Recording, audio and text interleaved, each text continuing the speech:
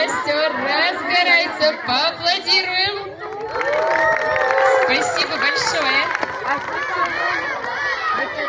Ну и раз у нас такой большой костер, большой круг, то ну просто нельзя не спеть наши орлянские песни. С какой начнем?